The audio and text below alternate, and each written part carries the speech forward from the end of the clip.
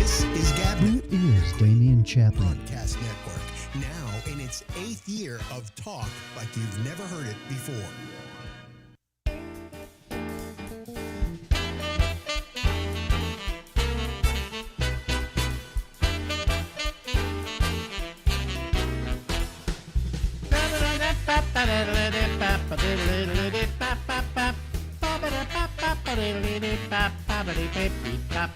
I screwed up. We started running a promo when we shouldn't have run a promo. I'm Alex. This is the Ramble. Go ahead. Blame me, okay? All right. Ladies and gentlemen, Larry Bowles Brown lives out in San Francisco, California, a place where I was born and raised and then went back to and loved and was very successful.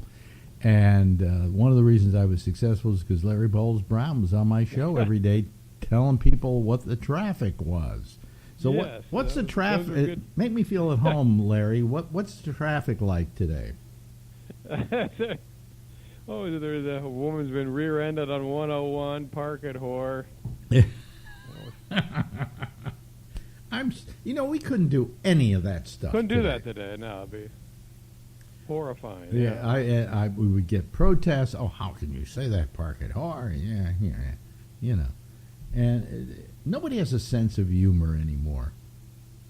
No, and we're causing vast censorship, which I find very disturbing. Yeah, and you were saying that you even censor yourself in your act when you go out. And yeah, you can't. There's certain things you can't say. Just someone told me if you're an older comic, if you go on stage, people just assume you're a racist asshole. So you can actually feel the crowd get tense. Why don't we kind of do a going out of business sale here? and use up a couple of the lines you can't use on stage anymore because you're afraid people will be upset by them. Yeah, okay. See, my favorite part of sex is slamming the trunk and pushing the car in the lake. See? Okay, good. Okay, we got that one out of the way now. That's part of your going out of business sale. Go ahead. Business sale. Oh. What was that? It's my watch. My watch. You know what's happened? My watch is making new sounds now like it never made before because they just upgraded the operating system. So I get that loud ding. But anyway. So where were we? Oh yeah. So let's see here. Another joke maybe that you had to put to rest? I'm trying to think. I deleted most of them. They're not coming to mind right now. Yeah. But it's usually about women and pushing them in the lakes, Pushing them in the lake. Well, what was your old line that about? Was what was your that joke came from the movie Psycho. Oh, really? Oh, yeah. Remember of course. I pushed the car in the back behind the hotel there. So. Yeah. So anyway, so hold on a second. I think I have a little feedback happening here. Now, let me take care of it. Now, it's still there. I don't know. People hear it. It's a little kind of after sound. Anyway, what was the one that I liked of yours? Oh, yeah. What's the best part for you about having sex? The favorite part of sex is sneaking out without pain. That's it. That's right. Do you use that one? I know. See? Doesn't use it anymore. Is not a good thing. So no. Yeah. Too bad. No, but yeah. I found a list of obscure films, and I thought I bet Alex Bennett would know some of these. Okay. By the way, last time we talked, or a couple of times ago that we talked, we were talking about Max Sennett and who's the other guy? Hal Roach. And Hal Roach, somebody wrote me, and I wonder if I still have it here. He was complaining about the fact that I had it wrong, that I had it mixed up, that I thought that, let's see, Max Sennett was, I'm trying to remember now, which one was Laurel and Hardy, Max Sennett or Hal Roach? I think it was Max Sennett, and Hal Roach was our gang, but I don't know. I can't remember now. But I was wrong. It was the other way around. So, But now I can't even remember the way I said it. So, that's screwed up.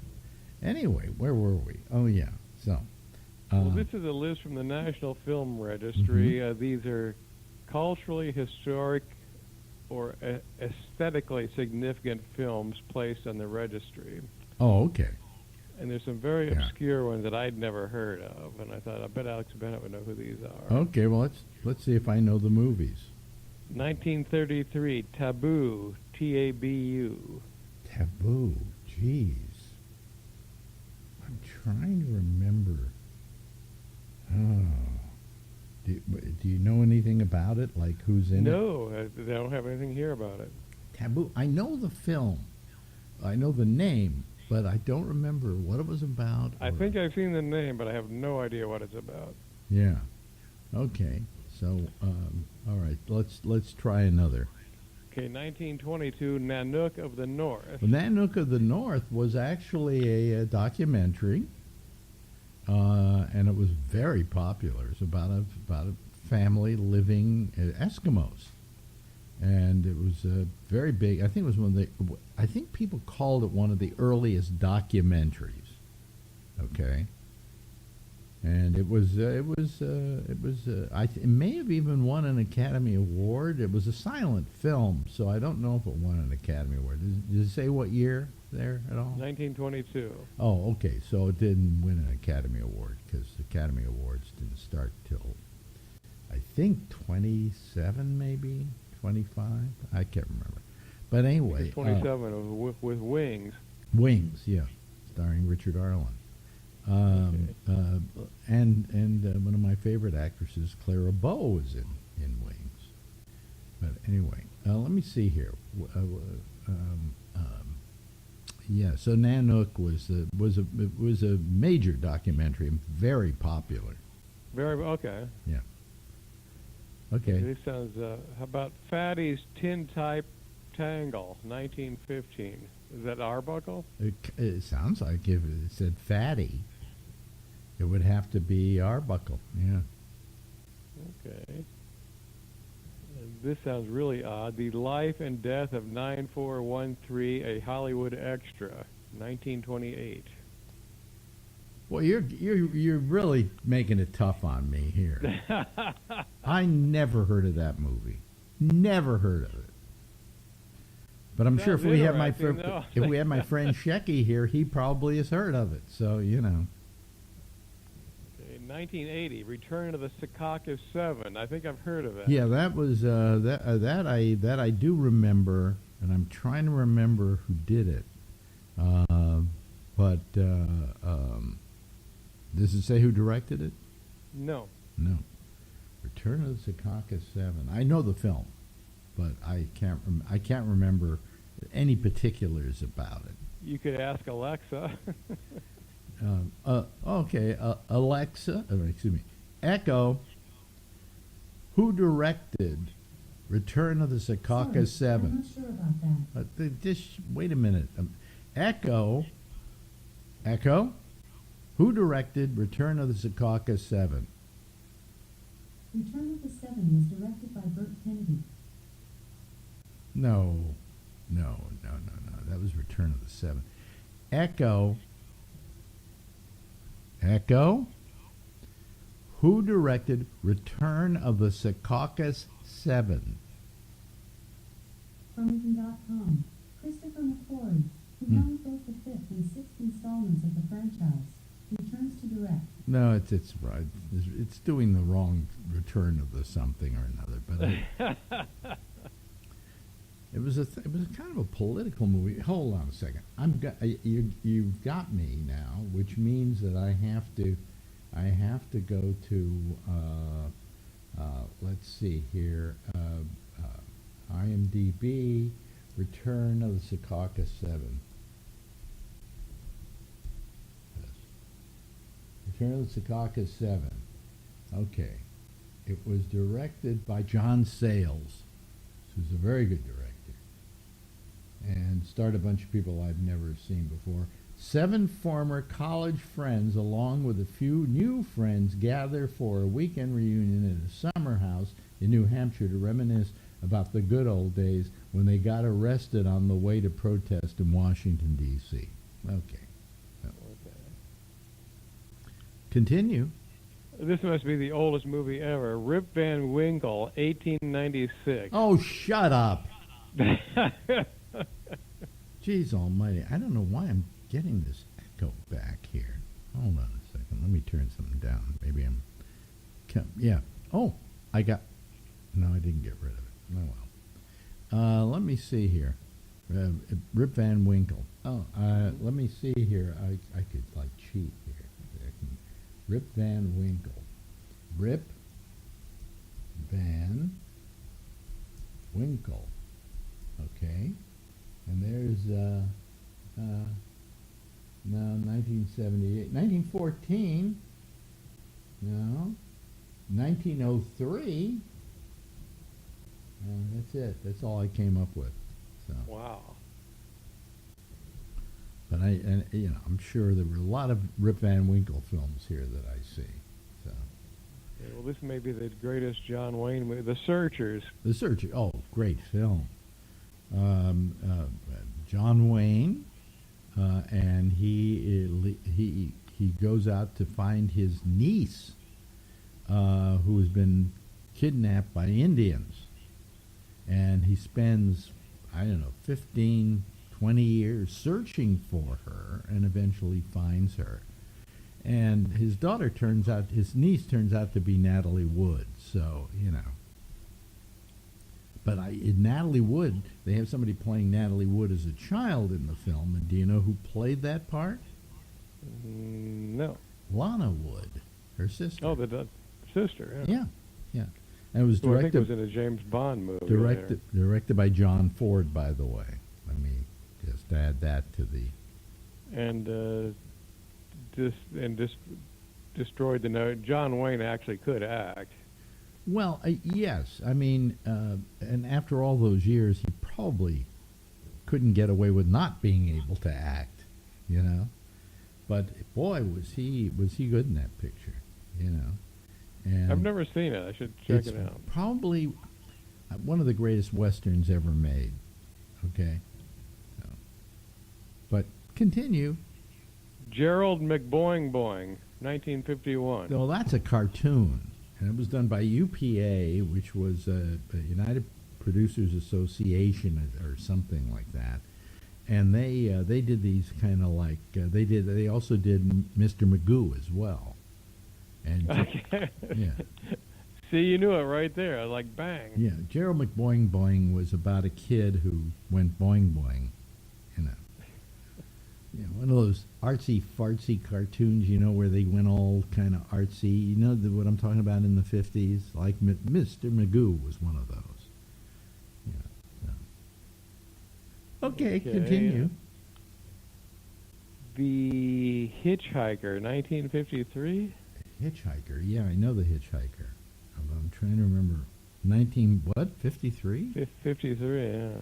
I know a hitchhiker that existed. Let me just type it in here. But I know a hitchhiker that was done a few years ago that was a horror film. That might have been with that kind of weird-looking actor. The Hitchhiker in 2007. What year was this one? 53. 53. Wow, I don't even see one here for 53. The Hitchhiker. No, I don't even see one. But anyway, I don't know the picture. Okay. Chan is Missing, one of my favorite movies. I've actually seen that one, 1982. Chan is Missing in 1952? I don't Filmed know. in San Francisco. I don't know that film. Yeah, it was good. Really? Yeah, it was kind of a little mystery that very low budget. That I remember the name. Is Chan is Missing is actually 1982. Yeah. and it was directed by Wayne Wang. Yeah, who's That's a it, famous yeah. Chinese director. Okay, all right. Continue. I'm really striking out today on these. You got a few of them. Republic. Well, these are all films, in case people just tuned in, these are all films that made it for the film registry or something? Yes. How about the Republic Steel Strike Riot newsreel footage from 1937? Next. Oh, yeah, I remember that. It was a newsreel. I remember that. Yeah, black and white. I think it was in black and white. And Greed, 1924. oh my God. Oh, my God. Greed is maybe, in many respects, the greatest film ever made. Okay. It was done by Erich von Stroheim. And the story behind it is that he was working for Universal, and he just overspent on films, and he was just, his budgets just went, crazy. And the head of the studio at the time, who was Irving Thalberg at Universal, got rid of him, fired him, threw him off the movie he was on, got another person to finish directing it. So von Stroheim goes to MGM, and he gets a deal, and he starts to work on Greed, which was from a book. While he was doing it, guess who takes over running production at MGM? Irving Thalberg. Okay, and now here's our dear friend Erich von Stroheim going crazy, spending too much money on a movie. Supposedly, they said that he literally took it from a book and filmed every single word except the periods. He just... and the film finished the film, and he showed it to a few friends who saw the complete version, and it was, I think, almost 9 hours long. And he then turns in this 9-hour film to MGM, and they said, "You got to cut this down."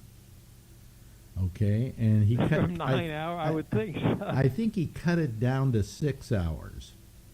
All right, and then at that point, Thalberg said, "You're fired," and he went in and cut it down to 2.5 hours. Now, the film that remains is still one of the greatest films ever made. But supposedly, so it's watchable. According to anybody who saw the 9-hour version, it's a silent film, by the way. The 9-hour version said it was incredible. It was the most incredible film they had ever seen. It was just... Really? Yes. It was just off the charts wonderful. All right? So that was the history of Greed, a film which I still love to watch. And as a matter of fact, one of the nicest things anybody ever did to me, I was doing a thing online with Penn and Teller and a couple of their friends, and I started communicating with Teller about the film Greed. And the next thing I know, in the mail comes a book, and it's the complete screenplay, the original screenplay of Greed. Wow. It was published they finally published it, I think, in 1952 or something like that. And that was very nice of Teller. I don't know where the book is right now, maybe in storage. But that film... I want to see it now. Well, you can. You go online. I think a lot of times you'll find that the Turner Classic Movies is showing it. You can find the film. And in fact, Turner Classic Movies a few years ago kind of restored it. But they had to take the scenes that didn't exist anymore and run the intertitles and stills from what they saw was that part of the film, and they somehow elongated it, but they still didn't get it back to the whole 8-9 hours, however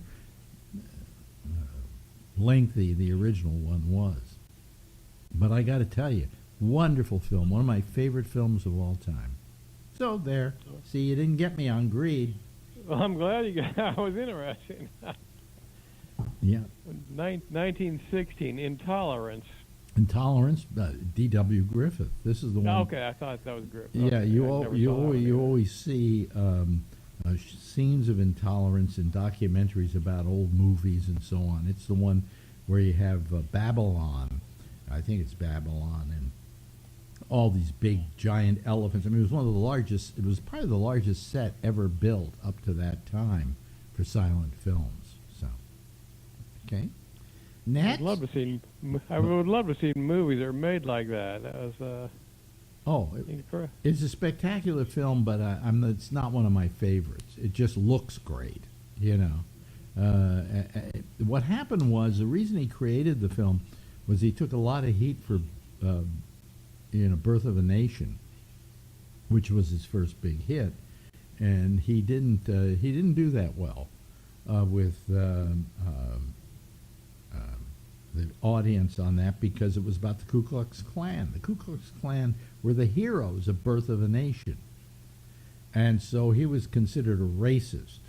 So he decided to make this movie called Intolerance, and it's all about intolerance. Okay?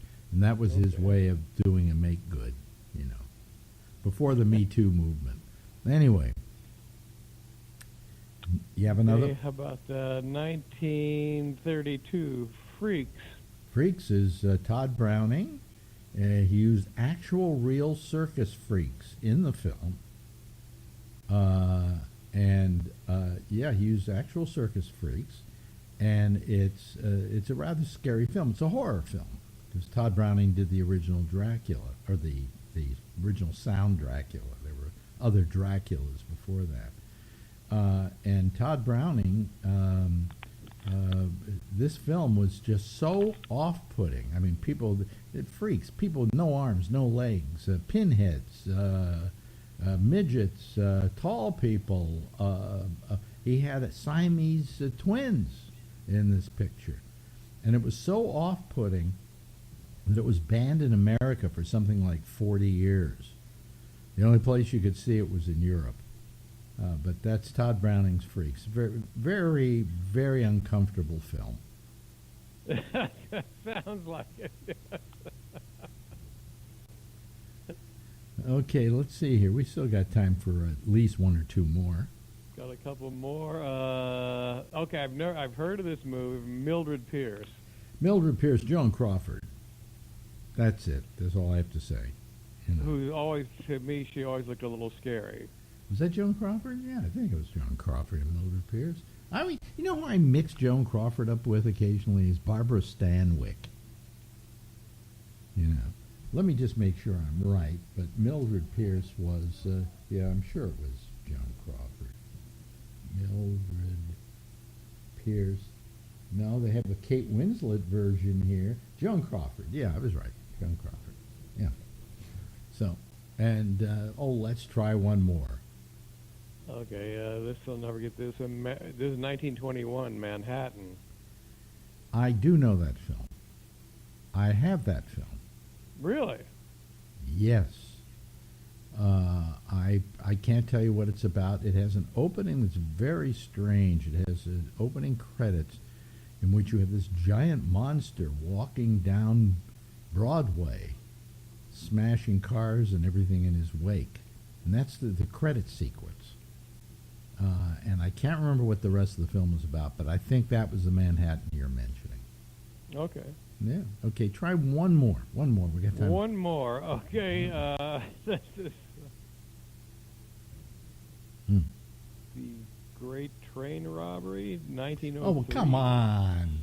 The Great Train Robbery was the first film that came out that actually had a narrative. It's That all was the about- first one. It's 17 minutes long or something like that, and it's a silent film, and it's as good as it can be for being one of the first narrative films ever made. So I mean, it as a film, it sucks. As history, it's very important. Edwin H. Porter, I think, directed it. I may be wrong. Yeah. Only you and Mort Saul would know this stuff. Wait a minute. Great Train Robbery. Hold on a second. Train robbery. Let me just put that in here. Let me see. Here we go. 1903. It featured Bronco Billy Anderson, and it was directed by Edwin S. Porter. Thank you. There you go. Okay, I said H, but it was S. Edwin. You're a genius. Yeah, you know I am. Anyway. Hey, it's great talking to you again, Larry, as always. Always great talking to you, buddy. I love the tests you give me. They're always fun. I like it because you know all this shit. It's amazing. I like it because for the most part I do too. Yes. Yeah. Anyway, talk to you next week, Larry. You got it. Larry Bowles Brown, folks. This is GabNet, the Great American Broadcast Network, now in its 8th year of talk like you've never heard it before. And that's Larry. Yeah, and we'll have Larry on here again next week if we're here next week. I have no idea. Every day I say to myself, what am I doing this for? You know, what happens is I look at the results of how many people are watching the program. They're getting less and less and less. But then after I go back a few days later, people in hindsight were watching a show I didn't think were watching it. So I don't know. I'll wait and see. I don't know. Maybe I can have Jack do every day except Friday, and then I'll do Friday. See, and then Josh Wheeler will be happy, and a lot of other people will be very happy because they like to do it on Friday, right? And speaking of which, let's go to our Zoom panel. There they are. There's Josh and there's Jeff. Okay. That's our show for tonight, so see you guys later. You know, anyway. Yes, what were you saying? I didn't have your mic open there, Jeff. Oh, I said see you next week. Yeah, see me next week, right. Hello, Josh, how are you doing? Doing good, how you doing? Yeah, no, I'm okay, you know. Yeah, I think what I need to do is I need to go out more. I think I'm just bored, and I think that's why I'm all lightheaded and tired around the house and so on.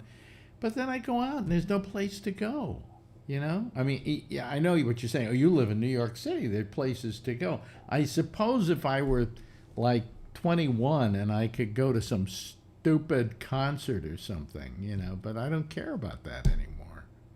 Do you go to concerts anymore, Josh? Me? No. I really don't, never did enjoy concerts. I never enjoyed concerts either.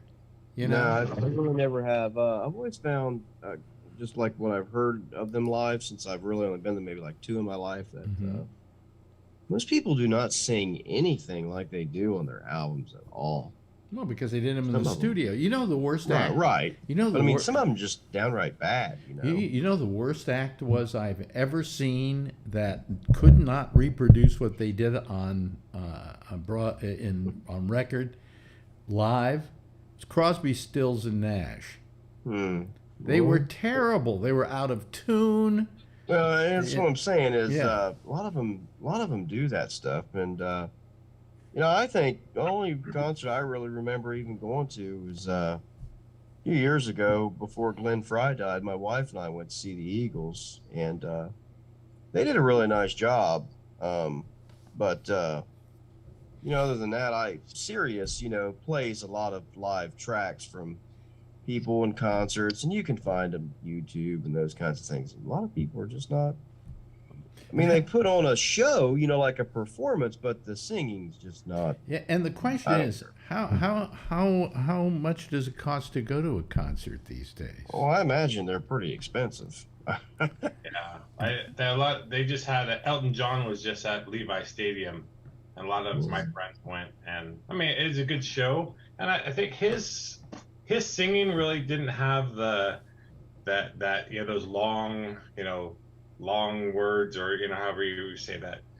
So it wasn't like he was straining his voice, but I've heard like Rush and some other groups that have, you know, these songs that they really had their voice out there, and now they really abbreviate the songs, and it sounds a lot different. You know, now that you mention it, you know what the best concert was I ever went to? Elton? It was, yes, it was in Barcelona, Spain, at the Olympics. He did a concert, and I thought, you know, to begin with, I interviewed him. I was the first person to interview him in the United States when he first started hitting it, and I did an interview with him. And before he went on stage in Barcelona, because we were there courtesy of Coca-Cola, they took us backstage to meet him. And I said to him, you know something, you were the first person, I was the first person who interviewed you when you came to the United States. And you know what his reaction was? Okay. But anyway, that concert, I just remember it.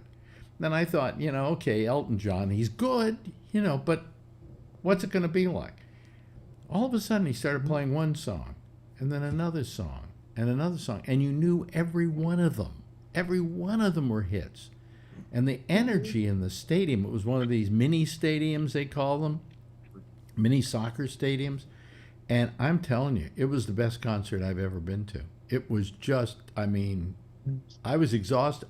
I don't normally get up and start dancing and everything, but man, you couldn't help but do it.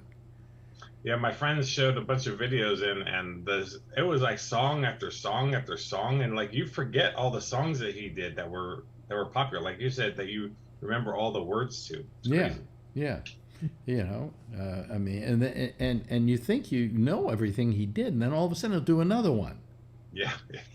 You know, what a phenomenal talent. You know, and he's retiring now. After his next tour, which goes on for like 10 years, but yeah, but a lot of the big acts, you know, now, like, you know, the younger ones or whatever, you know, like a Taylor Swift, or, you know, the people who are really big now, I think it's really expensive. My wife, Taylor Swift, was here in Columbus maybe like, I don't know, 2-3 years ago or something, like right before COVID. And I remember my wife saying something about like the cheapest ticket was like $450 or something. I mean, and that was the face value. That wasn't on like a resale site or anything. I mean, it was amazingly expensive. I mean, and to have her spend most of the show dissing boyfriends. Yeah, pretty much. I mean, you know, so I mean, you know, just whatever your taste is, whoever you like. I mean, I've never been into her, and I wouldn't know a single one of her songs if you played it for me. Okay, yeah. But yeah, I hear from people who I respect who say she's very good. Yeah, I mean, I think her body of work, you know, or whatever is good, but it's just I mean, I can't imagine like two people like my wife and I paying, you know, $900 to go to a concert for a night. Hey, we have a cameo. Yeah, look, lock him out. Lock him That's out. probably not good. Lock him out. Her birthday. Hey, happy birthday, Adrian. Okay, bye. Boy, she was impressed by. I got home. My cake. I want cake. I want cake. I want cake. Okay, bye. Bye. This is grown up talk. This is her birthday. How much sugar does she have in her right now? Oh, she says she's 21. No, just some cake. But there's a Korean group, Blackpink, and they're on tour right now in the U.S. and they're only going to LA. They're not coming up here. So Tiffany, it's next month. Tiffany's taking Adrian and Stephanie, and they're $450 a seat, and they're like in the nosebleeds. What? Yeah, it's really expensive. Yeah, Blackpink. Yeah, they're very popular right now. Yeah.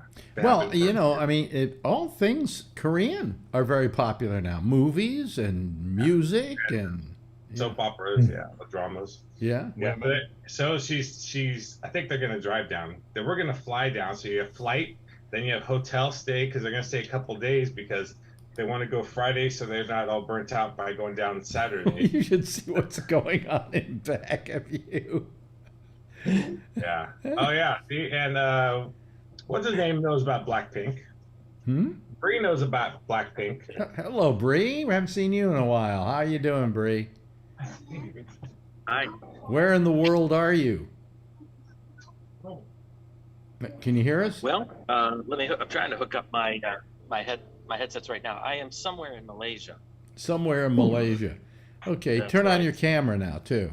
Yeah. Okay, just give me 1 second. I'm Yeah, I know. having some. So speaking about the Korean, there's one called the BTS, and they're like, I don't know, maybe 7 heard of them. boys. Oh, actually, my seatmates are from Korea. Yeah, and they have to enlist in the army. So I think they're going to be broken up for a while so they can serve their army time. Yeah, yeah. Bree? Oh, there he is. Okay. Sorry, Now- I had to hook up my headsets. Turn your camera sideways. Let's see if we can get you wide. There we go. That's much better. I always like it that way. Most people haven't learned that you really should turn your camera sideways, because then you get the wide, the panoramic view, as opposed to what we call the portrait view, which makes it look like you're looking through a slit in a fence or something. But anyway, so you're somewhere in Malaysia. Yes, I'm on a bus down to Singapore today. Bray, if you angled your camera just right, it would look like you're in a private jet. Yeah, that's right. It almost looked like you're in a private jet. Yeah, but so it is all the foliage there. outside, and the jet is about ready to crash. that looks like an airplane right there. But yeah, just don't show the window outside. Yeah. Okay. Yeah. They must have very good Wi-Fi in that bus. I'm not using Wi-Fi. I'm using 4G. Are you using 4G? So you're going Yeah. literally through the phone system. Yeah. And so you're in There's Malaysia. a tower right there. Wow. Look at that. Because that's pretty good. That's good There's a reception. tower right there. I think Mhm. that's probably one. Mhm. I don't know. Yeah. Yeah. Oh well. Anyway, how you been, Bree? Pretty good. Can't complain. Yeah. You You still got a job and everything like that, right? still got a job. Although the currency here is now considerable. I've lost in U.S. dollars. I've lost about 20% of my monthly income. Wow. Yeah. Yeah. Well, welcome to the real world. You're even affected by the dollar, right? Yeah. Yeah, because do you exchange your money for dollars or what? No, not usually. I have a card where I have an app, and I carry 4 or 5 currencies at one time. Singapore, Malaysia, Thailand, Philippines are typical, and I have them on one card, and U.S. dollars. Yeah. Yeah, but how's the dollar? How's the Malaysian coinage? I don't know what it's not doing. Yeah, well. they call it the ringgit, and it used to be 4 for $1, and now it's 5. It's almost 5. Oh boy. Oh boy. So, yeah. So that's how I lost a lot. Hey, I'm well, thinking, I was going to go into HR and say, hey, could you guys give me a 20% raise? But never mind. yeah. But they don't. They what would they tell you to go blow it out your ass, right? Probably. Or yeah. whatever your ass is in Malaysia. Yeah. So- No, it's fine. Because the inflation has been hitting. Everything's up. Everything. Yeah. I went into Burger King the other day, and the thing I usually get was up 70 or 80 cents, just from the day before, and I was like ready to pay. I was like, what the heck? Yeah. Wow. And usually that's just cheap food. Period. Yeah. Yeah. Yeah. Yeah. So well, anyway, good to see you again. Join Nice to see. Yeah, join in any moment you want to here. You notice some of the people here. You notice Josh is here and Brian is here. And I don't know if you Are know my headsets okay? What? Or is there too much background noise or A lot of anything? Or what? background. There There's is? a little bit Okay. Bree, you got the mask. So what's it going on over there right now? Yeah, technically I should be wearing Are they requiring it in certain areas? it's hard to say. Yes. Yeah. Pretty much inside they request.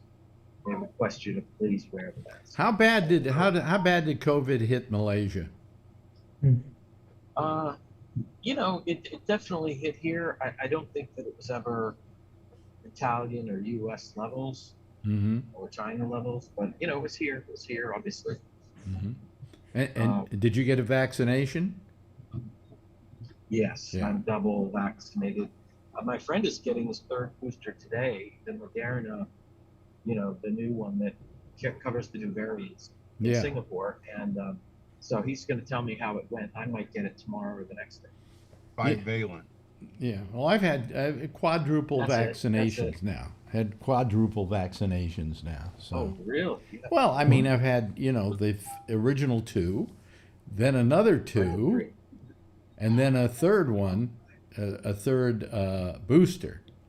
So I've had a total of 5, you know. And if they want me to go down tomorrow and get another one, I will. You know, who needs the grief, right? You know. So anyway, hello, Charlene. How are you out in New Jersey? It's a little cold. Well, it's cold here. It's cold here too. I'm comfortable. Well, we don't want to hear how you're doing with money. We really don't. Wasn't talking about money. Yeah. It was like 90 degrees today, 80, Yeah. 85 degrees. Was it really? It's Air strange. conditioner was running. A second summer, they call it. Yep. It's getting really strange. Randy. Oof. Yeah. So, are you still, Bree? Are you still living in that same place you were living before? Now you're sideways. No. There you go. No. Okay. I moved to a high rise. Oh, okay.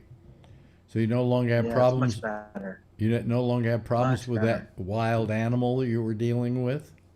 The civet cats. The civet cats. Yeah. Well, Yeah, no, I don't have the civet cats anymore. Thank goodness. You know, And it's my neighbors, I don't really have to deal with neighbors. funny. He's driving down the road and you see that car there. He could be in Florida. You know, there's nothing there that says to me Malaysia. Right. You turn it on cruise control and you go take a nap. Exactly. Well, It what does kind of look like Florida, doesn't it? Yeah. Well, we haven't talked about politics much lately, mainly because I just, you know, it's getting so boring, you know. Not now. Huh? So not now. What do you mean? Well, today they subpoenaed Donald Trump to speak before the January 6th committee. Let's see how he worms out of this one. Right. Or squirms. Protest He's an not to go, expert like- worm. Like he told everybody else not to go, right? So see if he doesn't go. Yeah, well, that was bad advice that he gave to Steve Bannon. Yeah. You know, but Bannon won't be going to jail anytime soon. I see. Okay, now the plants are starting to look like Malaysia. Okay, you know, but that car doesn't look Malaysian at all. Yeah, The Honda. I mean, I don't know what a Malaysian car would look like. Do they have a Malaysian brand of automobile, Bree? They do. Huh? They do. The very common one is called Myvi, and it's made by Proton or Paraduo. Oh, really? Okay, never heard of Yeah. them, but and there we have some You'll motorcycles. see a Myvi. Every other car will be a Myvi here. Oh, really? Oh, okay. Tesla's here. Oh yeah. And in San Francisco now we have Ray Renati, or not San Francisco actually, but down south of San Francisco. Hello, Ray. Oh, his mic isn't on. He's hooking up. He's hooking up. Yeah. We've got a lot of traffic today because, of course, it's a holiday. What holiday? Weekend. What holiday is it? This one is called Deepavali or Diwali. Oh, It's Diwali. actually The wall. India. Yeah. Yeah. I've heard of that. What is it exactly? Festival of Lights. Oh, really? It's like a That's big right. deal, yeah. Is that in most Asian countries? India. Yeah, certainly Sri Lanka, Malaysia, Singapore, Oh, okay. Bangladesh. Yeah. Oh. And what does everybody do on that holiday? They eat a lot. Well, that's every other holiday. Come on. Oh, there you're. They dress in bright colors. Is that? And they do the henna tattoo at my work. We have a thing on. You gotta get. Yeah, we have a thing on Monday. Oh, actually, it's on Monday at work, and they'll do the people come in do all the henna tattoos on the Mendy. That's called Mendy. and Mm-hmm. Oh, okay. Yeah. And, Alex, yeah. Sure. are we getting? I think Monday is a Diwali in New Jersey. I think it is, like Martin Luther King Day or President's Day or whatever. We're getting Diwali Day here. Are you getting Diwali Day in New Jersey? I heard it on the news today, I think. Well, how politically correct is that? but in New Jersey, isn't it Diwali Day? It's Diwali. Diwali. Not where I got am. you Diwali right here. I got some Oh. Diwali for you. Yeah. You guys, I saw Chris Christie, our fat fuck. You know And, something? I saw him on Bill Maher's Bill show, Maher. and he actually was very funny. You know, I don't know that I wouldn't mind going out to dinner with him. I wouldn't want to pick up the bill. You know, He's the only have to hide person your I've ever plate. seen. He lost some weight, but he's still pretty heavy. well, it's like the old joke. Yeah, he lost 100 pounds. How does he look? Fat.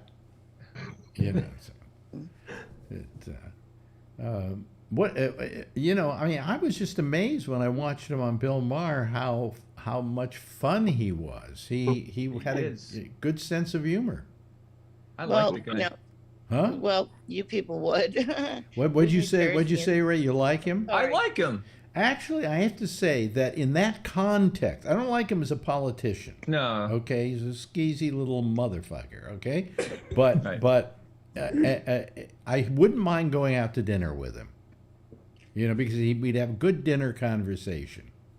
You know, and even though I'd have the opinion opposite him, he wouldn't berate me for it. You know, He'd kiss your ass.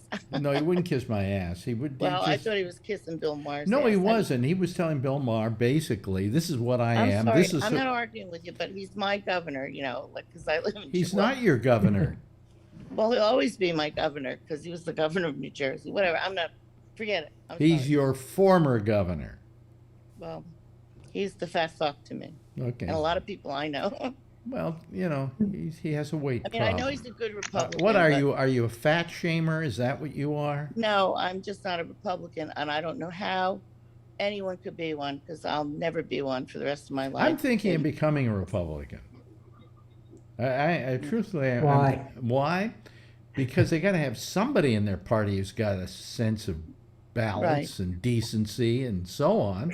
And if all of us avoid being They wouldn't let you in Republican, on that. what? They wouldn't let you in on that basis. Well, they can't keep me out. That's what I like about America. If I want to be a Republican, I can be a Republican. Yeah, but look what they do to the Republicans who try to think for themselves. I mean, they kick them out. Well, then I wouldn't have to worry about being a member for too long, would I? Yeah, Charlene. What I think, Alex, is like if they could get this shit element. I'm sorry, I'm just like that, bluntly speaking and whatever. And but I have no filter. I don't know, but unless they change the Republican Party, because it went from being like the religious right and all that stuff to now there's we all know this. I didn't want to repeat. I remember. all the Look, stuff. I remember But the Ku Klux Klan Yeah. is in it and all this stuff, and it's disgusting. Well, They've got to work on that party. can I say something? Sorry, I'm sorry. Yeah. I remember a time when the Republican Party just represented. My father I always asked him, "What's the difference between Democrats and the Republicans?" And he said, "Well, the Democrats are the party of labor and are for the working man, and the Republicans are for big business and for people who have a lot of money and so on and so forth." And that was pretty much what they were, and believe it or not, I mean, you had some real assholes who were Democrats in those days. I mean, do you remember the Dixiecrats? Yeah. They were terrible. So to say that, the Republican Party has lost its way. There's no question about it. Yes, Charlie. Well, what I'm sick of is I talk to people, and I can get people to talk to me about being a Republican. And my hairdresser that did my hair, I love her, but she's a Trumper. It's like Phil, like she feels that like they feel that they will be rich if they're with the Republicans. And I thought one time I voted for Ronald Reagan because I was a yuppie. Remember the yuppies? And he had helped me with unemployment. And I thought he had done something for me. So I voted for him. Well, that's the reason why people vote was. for people, though, is because people do something for them. The Yeah, fact but I don't is think that they a lot do. of people felt, I think, with Trump, that if they voted for him, they'd be rich by osmosis. Yes. And am I right, Josh? You laughed at that, but it's true. Am I right? They have this idea. People do have these misguided ideas that. Well, the somehow most misguided idea is that he's a billionaire. That yeah, well, right, but yeah, I mean, people have this idea that the president will have some sort of direct effect on their own personal wealth, and it's just not really true. Well, I was thinking about it the other day, and everybody's saying, "Well, look at the economy right now. I mean, that's all Biden's fault." And I'm thinking, what the hell could he do about it? Yeah, I mean, I see the price inflation, obviously, but I'm just saying separate from that, I still don't understand what's wrong with the economy. I mean, everyone that wants a job can have a job, and everywhere that I talk to or deal with in my own personal company is being pushed to do nothing every single day except to make as much product as you can possibly make, because we can sell all of it. Make it as much as you can, as fast as you can. And everyone that I talk to says the same exact thing. So, and if you want a job, you can get a job. Yeah. I mean, so how's that a bad economy? Outside of the price of goods, I get that. And the price of goods is really, is really a problem. With the price of goods is really a problem with people jacking up prices and taking advantage of the situation and making the Some excuse. cases, yeah, I've always thought that a lot of part of the markets was, manipulated by. I mean, the one thing I will blame on Biden is that he's president, so do something about it. You're not responsible for it. You didn't make it happen. But do something about it. I wouldn't say that that they've ignored it or done nothing, right? Wouldn't you say a lot of these people who are raising the prices on food, for instance, are really profiteering? It's not a realistic raise in price. Yeah. And they have done some things, I mean, they've taken some steps to lower the price of fuels, for example.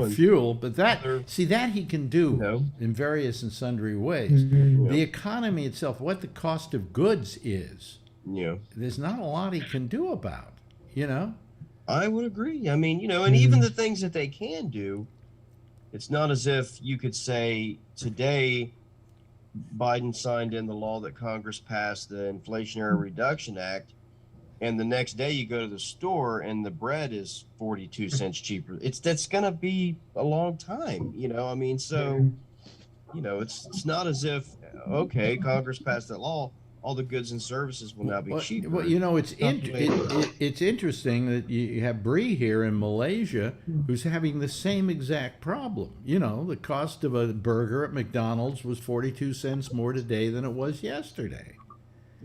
Yeah. Yes, Alan. It's not. This is like the 5th time in history that the whole world is in recession, not just us.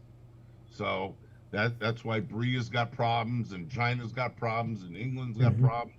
It's everybody's got problems right now. Jack? So everybody, the Republicans all want to blame Trump, Biden, and Biden doesn't control the world. Jack?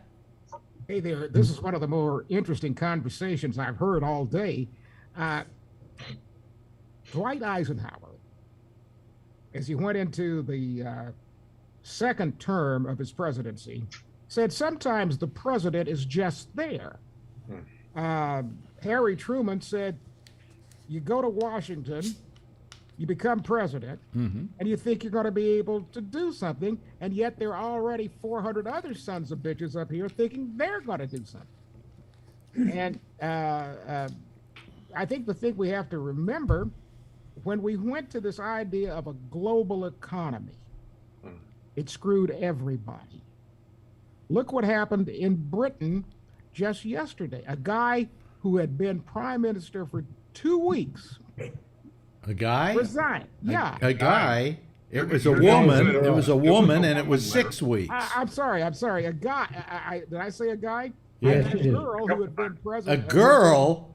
Yeah. How about a woman? Take me out and slap me and throw me over. No, what I'm saying is 6 weeks. She was in there for 6 weeks. Yeah, but I said 2 weeks, And you said guy. Yeah, okay, I screwed up.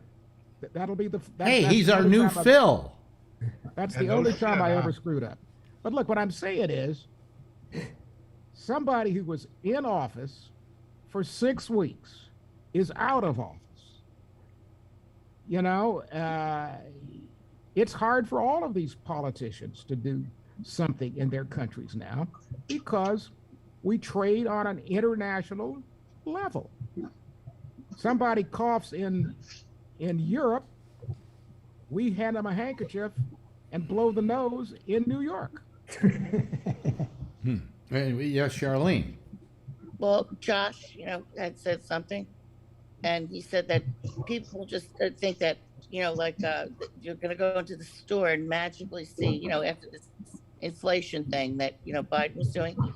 The big things are the gas price and the inflation in New Jersey here. And everyone's bitching and bitching and bitching. And, I'll talk to my friend who happens to be like a Trumper, but I still love her, like Phil. All right. But, you love your But Trump. anyway, they get mad because they think it's going to happen immediately. They're going to walk in. What Josh said, they think they're going to walk in and amazingly the prices are dropped down on everything. That's all I want to say. There's no magic bullet here to take care of this problem. There is, these people. But I mean, on the other hand, I think to sit around and blame Biden or any political party for it is ridiculous. I mean, I think the seeds of this economy right now were, and I hate to do this, but they were sown under Trump. And, now we're trying to bail ourselves out of it. So what the hell, Am I right, Josh? Have I got it right or have I got it wrong? No, I mean, that's basically it. I mean, outside of some massive event or whatever, I mean, the economy doesn't change that quickly. And I'll tell you, policies take effect. It takes a while. I'll tell you something they should also blame this economy on, and that was COVID. It changed the whole way we do business. Yeah, right. Yeah, I mean, the supply chain disruption has still never fully recovered because even though materials are available now and things like that, they have not been able to match that with a labor force yet. I mean, when the materials came back online, for the most part, they have never been able to match the labor force to that. And then so it moves around all over. I mean, if a company can finally get their labor force together, someone downstream from them has it, like the trucking industry, for example. Even if some of the manufacturing industries are starting to get their act together, the trucking industry can't. And then by the time the trucking industry does, the shipping industry for overseas containers may be back in the crapper. I mean, it just, it's not sustainable in a global deal. I mean, long term, there may be some positives from this where some of this manufacturing is brought back to the United States, I mean, I'll tell you one thing we got to do, and we got to do it now, is start producing chips over here. Well, that's what I'm saying is we invented them to begin with, so why can't we produce them? Well, we're going to. I mean, that's what I'm saying is President Biden was here a month ago, and he talked about it in the State of the Union address, and he came here where I live to visit the new Intel facility that is going to build chips here in Columbus, and they're building it right now. I mean, someone from my workplace left to go work there in management. I mean, so it's a massive campus. So, Google is coming here too as well to do some stuff. So, I mean, that stuff is going to come back, and that's probably a positive. Let me ask, but it's not going to be felt tomorrow. Let me ask Bree this. Bree, Taiwan is in your general neighborhood, isn't it? Yeah. Yeah. What are the feelings about China and Taiwan, and China trying to take over Taiwan and invade Taiwan? Well, I have a niece who lives in Taiwan. I have to tell you, for the average person, well, here in Malaysia, you'd never hear of them.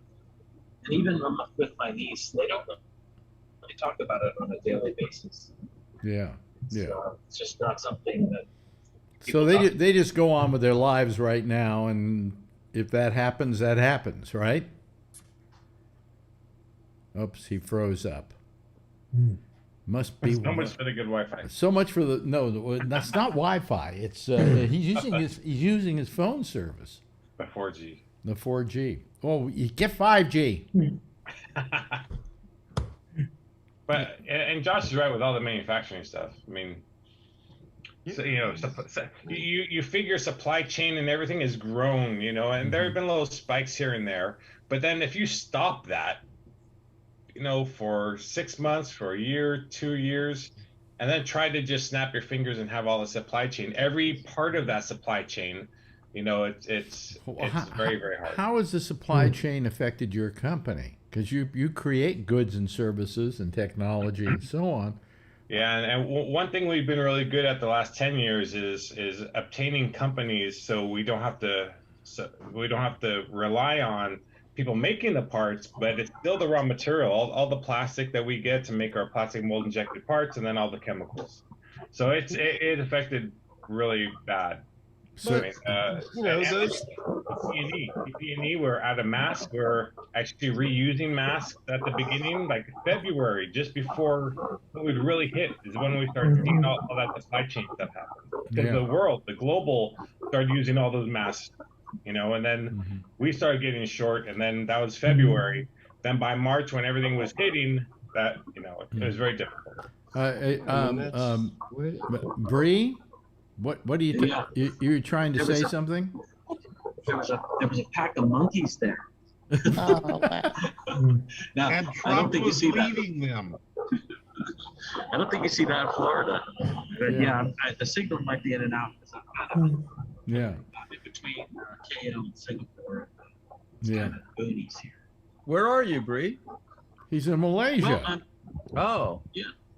In a train? No, on a bus. Oh, a bus. I'm in between KL and Singapore.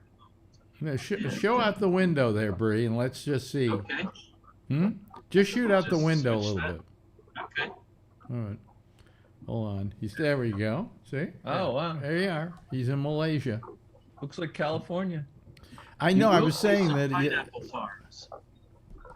Well, there we go. There's a big truck. Wow, they have trucks there too. Wow, that's very California looking. I got news for you. Malaysia actually even has coffee and things like that. Look at that. They got a monkey riding a motorcycle. There you know it's Malaysia when you see a moped on the freeway. With a monkey riding it. If you go down here to Dallas, you see a lot of monkeys on mopeds. Yeah. Where were the monkeys in the trees, Bree? No, it's on the motorcycle. Huh? They were down here and they were running. Like right along the road? Yeah. Well, we're not going to see them, obviously. They were running up to the trees. Yeah. Yeah. What kind of monkeys were they? I don't know what kind they were. I gotta look that up, I guess. I know it's not a. Is it a capuchin monkey or something? Or Costa capuchin? Rica had so many monkeys. It was crazy. Really? Oh yeah. Oh yeah. Yeah, when you go to Asia, you go to the Monkey Islands, they don't mess around. They say, don't wear a hat, don't have your purse, don't have anything on you that could be taken. And right. If they do, that monkey is gone. And so we went in Vietnam somewhere to Monkey Island, and we got out of the car, and her dad had a baseball hat, and that thing was gone. Wait a minute. I fell asleep next to a tree and the monkeys stole my lunch, and they were doing it in cahoots with the raccoons. They were like, "Work." I'm not shitting you. And then you have to wait. They have this There's thing. got to be a joke here somewhere. I'm trying to think of it. And they have a racket there because then the people who live there, they sell ice creams. And then to get your thing back, you have to buy an ice cream and you give that to the monkey, and the monkey will give you the hat back. Really? Yes. Wait a minute. Hold on a second. Costa Rica is the same. Sounds like monkey organized crime. Yeah. It is. It's so funny. So you give the monkey ice cream, and the monkey says, "Here's your hat." Yes. Yes. Yes. These are some really smart monkeys. Oh man, they're so smart. They're smart as hell. Really? Oh, That's yeah. amazing. Yes, Charlene. Smart enough not to vote for Republicans. Charlene, yes. Okay, I just was wondering if someone's going to talk over me. It's a stupid I hope joke. so. I'll talk over you if you want. Yeah, and I will too. Okay. That's If it. you I'm don't like saying them, I'll talk over you Bye. too, sweetie. it. Well, fuck it. I'm not saying anything. Okay. Good. Oh, come on. We're joking. Oh, now we have to No, beg it's not her. funny.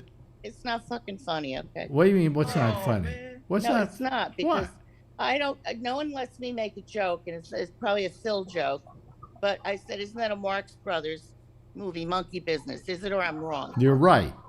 Right. Oh, well, that was it. It's a stupid joke, and I'm sorry. Go ahead. No, it's It's not. what are you getting so sensitive about? We kid I'm each sorry, other I on had this show. I had a boyfriend once, and he used to do stuff like that to me, like, kid around. And I used to say, I'm not Gracie Allen, damn it, but whatever. It's okay. It's, Well, I we're don't- not your boyfriend. I'm not upset. I don't know what to do sometimes because, I just said something, and now I'm getting too much time. See, go to somebody else because I don't want to, use It's their because we brought up Chris Christie before, and she doesn't like that. I don't care. That fat fuck has a lot more Now, money than me. That's all I know. I wish I Charlene, had a quarter of his money. I'll tell you though, I just don't know if we should fat shame him. You know? Oh, I know. Yeah. Well, look at me. I'm fat. Yeah. And I'm I gonna hope, be on the 800-pound life. So. and I hope that you will lose weight because it'd be better for your health, right? But Right. I know now you're filling me. But You're I filling no, me but I because look at Chris Christie and I go, he should lose weight, and then I go, why doesn't he? And the thing is, I know that's what I want to know. well, for he had health. he had his stomach tied and all I that know, but stuff. he didn't lose, like Al Roker. Al Roker is like emaciated kind of still, right? No, Yeah. not- he's a little But he's fat the again. only person that never went down really a lot, Mhm. with the stomach stapling or whatever. Yeah, But yeah, whatever, he can do whatever he wants, It's a free Yeah. country, right? yeah, If he wants to be the weight he is, that's his business, right? yeah. So, I went to the doctor the other day, and I stood on this thing, and it like measures your body fat percentage and stuff. And it says that I'm 0.5% away from obesity. Yeah. Come on. Same here. What the fuck? I I know. work out all the time. I mean, if you looked at me, I don't think you would say I'm even close you to don't being even obese. look. I mean, I don't know what you. We only see it from here down I'm up. not- You know. I'm a little overweight looking, but not even much. But obese? Yeah, I'm like morbidly obese. I'm 6'4", and they want me like at 205 or something like that. I was 205 in junior high school, I think, last. Well, they You guys are change talking those about BMI. They change BMI, those right? standards every few years. If you're going to go by what they say, there's not a healthy person in America weight-wise. Right. I think the problem is too. I had a high muscle mass for my age, so I think it screws up the calculation. It has to, because I'm not obese. Well, I lost, like almost 60 pounds, and I gained about 25 of them back because of my prostate operations. That causes you to gain weight. So That's what happened to me too. My knee operation, I gained like 20 pounds. Yeah, and it has to do with also I think I was some other drug I was on as well, and these drugs do put some weight on you. But, Also, sitting around and like recovery and all that. yeah. When I went in the hospital for my back surgery, I had lost about 40 pounds. Since being out now for almost 2 months, I've put 15, 20 pounds of that back on. By the way, my friend Teller, Penn and Teller, went into the hospital for an operation, and I saw it on his Facebook page, and I didn't know what it was for. It appeared that I read somewhere, I went and looked it up. They said that he had his back operated on because he had dislocated discs or something like that. And that he, from all those things of like, you know, being hung upside down in a straight jacket and so on and so forth all these years. And then I'm watching Penn, he's in New York pushing his book, and he went on and they were saying that he actually, Teller had a heart operation. So he had his heart operated on. So, you know. Oh, bummer. And well, that always worries you because especially when it's somebody you like. You know, Teller's a great guy. Just a great guy. He is. When I've heard him interviewed, when he talks, he's very knowledgeable. Well, you know, he's one of the brightest people I've known. Oh, Yeah, he's so yeah. smart. Just incredible. But he's also a very nice, considerate person. I think I told the story the other night about this movie we both like called Greed, which was made in 1927 by Erich von Stroheim, and we were communicating back and forth about it. And all of a sudden, one day in the mail, a book that was published in 1949 shows up, autographed by Teller, saying, "I thought you'd enjoy this," and it was the full script of Greed. Oh, wow. The shooting script of Greed, because it was a silent film, and it was a film that was like about 8 hours long in its original cut, and had been cut down to 2.5 hours, and this book was the complete script of the 8-hour movie. And I didn't even tell him to do it. You know, he didn't even ask. He just did it. He's just a nice guy. And it was a silent movie. Yeah. Oh, yeah. So it was like 80 blank pages. No. Oh. Because you still had okay. to write a script. I know. You had to write what the intertitles would be. You had to write what the action would be, and so on and so forth. Yeah. But, I mean, it was just very considerate of him. And I always liked Teller. And anytime I ever sat down and had a conversation with him, it was a very intelligent conversation. And he's the boss of that act. There's no question about it. I mean, when I've seen them work, Penn stands over at the side of the stage before the show, while Teller walks around on the stage saying, "That light needs to be changed, that light needs to be changed, the backdrop should be lowered a little more," you know, doing all of that. And Penn's just sitting there looking at his watch saying, "When do we go on?" You know, so, I mean, he's really the brains of that act, you know. So, we're losing Ray? Well, okay.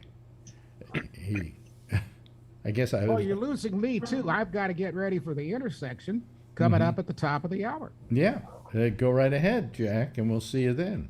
All right. We have Jeff here, and we have Josh here, and we have Brian here, and Alan, and Charlene, and Ray, and in Malaysia, with all those cars going by, is our old friend Bree. Calls us from time to time. Brian, how did the birthday party for Adrian go today? Very well. Because last night you were making, what, about 25 gift 25 gift baskets. So when they left, I had to drop her off in the morning and then tell the teacher, yes, these are for the kids. And then when they left, so she hands them out when they left. So they all had their little baggies when they're leaving. So they're all happy. Oh, boy. And those were all gifts from Adrian to her class? Yeah, it was like a Play-Doh thingy, and then a pencil, an eraser, and stickers, and candy, and a couple of her special friends got little flesh, little puffy animals out of them. Yeah, little puffy animals. Yeah. Yeah. So then we have a really busy weekend, and she has dance choreography this weekend also. So we're gonna do brunch tomorrow for her birthday. And wait a minute, her birthday was today. I know, but Simon has to. Hey, okay, so Simon has to work tonight, so he's gone, and then tomorrow There's Simon's working. Stephanie has choreography. No, sorry. She has a volunteer work that she's doing tomorrow. So that's at 1:30. I have a dentist appointment tomorrow. And then Sunday, Adrian has choreography all day for jazz or something. So we have a little. So when you have family, it's too many. You know, it's amazing. This is a guy who. How long you been married now to Tiffany? Yeah, 0. I'm not married. I mean, you didn't get married. Excuse me. But we've been together for like 9 years. 9 years. So 10 years ago, I had no responsibility. You had no responsibilities at all, and now you're a dad making gift baskets for the kids in your kids' class on her birthday when they should be giving her gifts. Yeah, my friends make fun of me all the time about it. Yeah. So, but you seem to be enjoying it. Yeah, because you have the thing. So I didn't have a good childhood. So when you have children, then you always want to have, give them the things that you didn't have, So but sometimes I force some stuff on Simon and Stephanie, so maybe it wasn't that good. But then Adrian is like me, so she wants to be outside, she wants to do dance, she wants to be active, she wants to go to the car stuff, all those type of things. So yeah. But here's the thing, somebody said to me, and I've never done this because I have never had any kids, right? Or ones that I could raise, all right? And they said that the thing about having a kid, the profound thing is up to a certain point in your life, the whole world revolves around you, And then all of a sudden one day you have a kid and the world doesn't revolve around you any longer. Now the world revolves around this kid, and your attention and everything you do is for this child or children as time goes on, Yeah, in my case, I'm really thankful actually for COVID, because coming out of COVID, I busted my ass so long at this company that coming out of COVID, my schedule now is so flexible, and I'm almost like a consultant now, where I'm just helping everybody out and getting these new factories. So I can really have my own schedule, and if I want to stay home or if I want to leave early, even when I drive 2 hour or an hour and a half to load, I can leave early to get Adrian or to do something for her. So it's been been really good to have such a flexible people now. Oh yeah, you can work from home, even though I still want to go in the office in Sunnyvale, but I can still edit my time really well. So it's been really helpful. Before COVID, I could not. Before COVID, I was working like 12-hour days, 7 days a week. So. What happened when Adrian was born? It was now a child of yours. What happened? Well, we took Tiffany to the hospital. No, I know, but what I'm saying is... Now let's talk about before that. No. Okay. The question... Start from at the beginning. 9 months before? No, the really fun. The question I was going to ask is, before Adrian was born, there were 2 other children in the family. Yeah. And so you weren't their father, you're their paternal father. Right. But, you were their stepfather. All right. So how did that go? I mean, did you feel that same responsibility you did once Adrian was born, or did that responsibility kick in? I didn't know we were going to have Adrian. So I was still doing stuff with them outside sports and stuff like that. Yeah. So. Good. Yeah, still going to, speaking of people. Yeah. So I was still really, really active with them. Oh, there she is, peeking her head. It's kind of like, she's kind of like a living version of Where's Waldo, She wants to say goodnight really bad tonight. Well, to say goodnight to her. Yeah. Adrian, come on in, Adrian. Come on in, Adrian. Come on. Come on, Adrian. Tell him you're stressed. Oh, now that you say come in, Adrian, she closes the door. Adrian, go away. I'm waiting to see the door open again. Yes. Does she get a bedtime story or anything? No. What was that? Does she get Do a you bedtime? do a bedtime story or anything? No, she wants me to tuck her in all the time now. Yeah. Oh, well, that's good. Yeah. Do you spray for the boogeyman, or because they say to do that now? You have a little bottle. You can spray water around it. No, I didn't know that one. Well, that's a new trick I heard.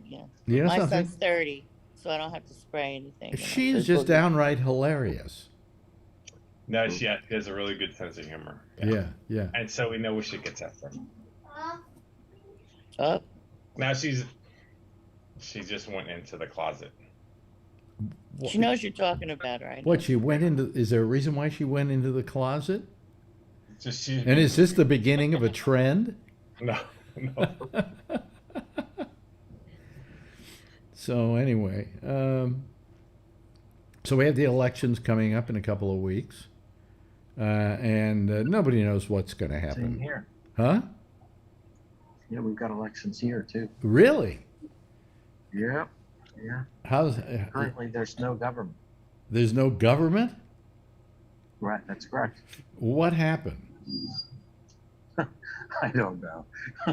I'm no expert on this. I mean, we have no government too, but not for the same reasons. Yeah. Yeah. Wow. I wish I could tell you, but I don't know. They just say GE 15, I think, general election.